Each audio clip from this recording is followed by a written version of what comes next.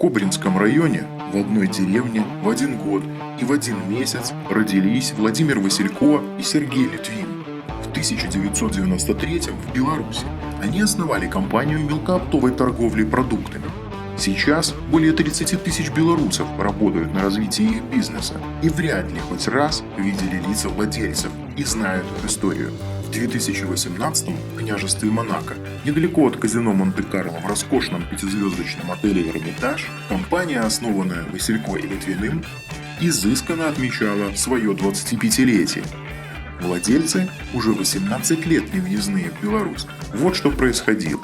В 2003 году Василько и Литвин, руководители Евроопта, задержаны в Варшаве по просьбе Беларуси. Уголовное дело тогда называли одним из самых скандальных. На родине белорусов ждала тюрьма.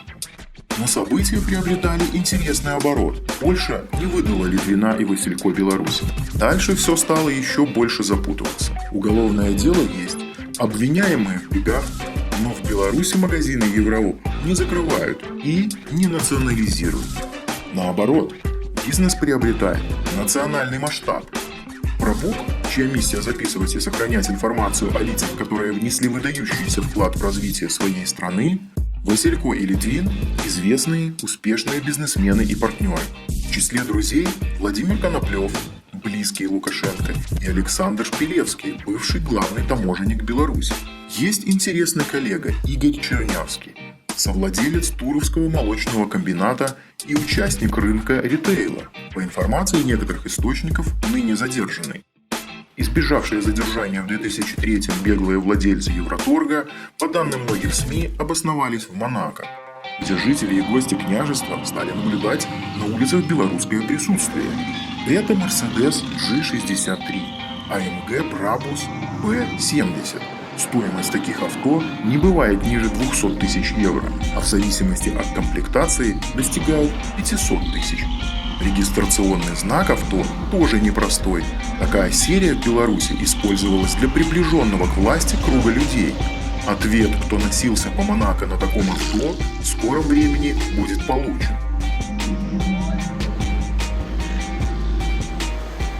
В Беларуси бизнес беглых бизнесменов успешно развивается под управлением родственника.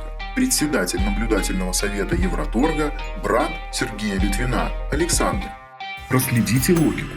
49,75% уставного фонда Евроторг принадлежит зарегистрированной на Кипре Литинвест Лимитед. Еще 49,75% другой кипрской компании Kjorgel Ventures Limited. В свою очередь, Litinvest Limited полностью принадлежит компании Eurobin Investment, зарегистрированной на Британских Виргинских островах. Ее стопроцентным собственником выступает гражданин Беларуси Литвин.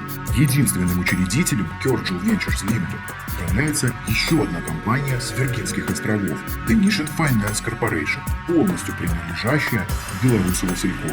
То есть у двух основных собственников двойной офшор. С 2013 года Евроторг официально становится розничной сетью номер один в Беларуси.